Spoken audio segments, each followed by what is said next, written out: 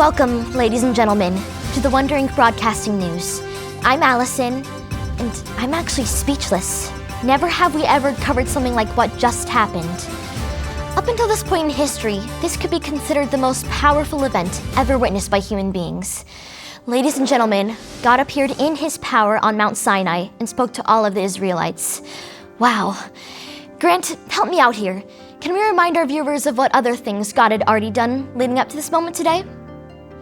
Let's start by reminding everyone that God's people, called the Hebrews or the Israelites, were treated terribly as slaves in Egypt for 400 years. Egypt's king, the Pharaoh, was afraid of their strength and numbers, so he treated them miserably, even killing many. However, God helped a Hebrew baby boy named Moses to be saved and even raised in Pharaoh's palace. The people cried out to God, and he heard their prayers. He sent Moses, who had grown up by then, to lead them out of Egypt. The Hebrews escaped, and God even held back the waters of the Red Sea so they could be free. Finally, God defeated the Egyptian army by letting the water fall back on them. God led the Israelites to the base of a mountain called Mount Sinai. Moses was the first to climb the mountain and hear from God.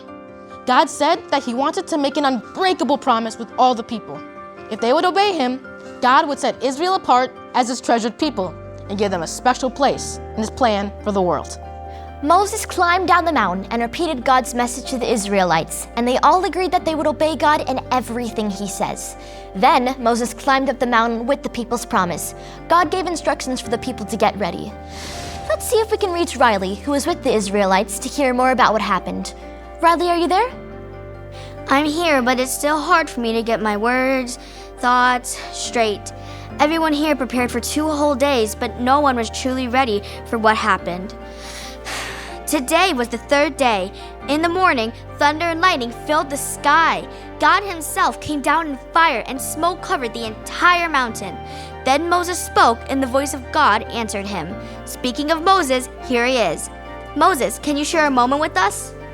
Tell us what God did next. With his wonderful, powerful voice, God spoke 10 commandments, or laws, for his people to obey. Why did God give these laws? They help set apart the Israelites from all other nations as the people who obey God. Moses, can you repeat those 10 commandments for our viewers?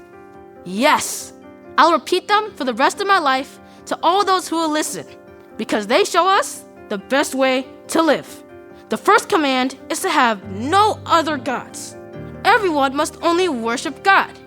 And the second command God spoke is, don't make statues of fake gods. After all, only God is worthy of worship, and he promises to love forever those who love and obey him.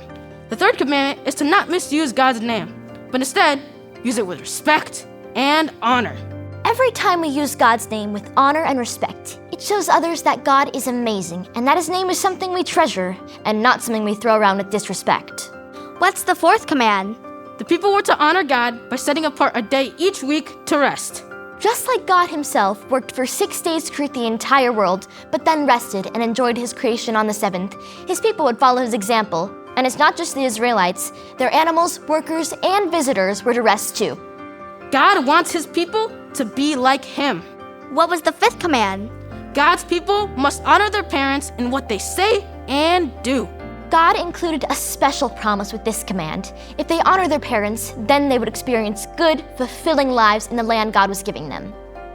Can you give us the rest of the commands? Do not murder. Married people are not to break their marriage promises to each other. Do not steal. Do not lie to harm others. Do not be jealous of what their neighbors have. Thank you, Moses. As we heard God's commands, it is clear that they are not meant to limit God's people. God's laws showed the Hebrews how life is best lived, and that's by loving God and loving each other.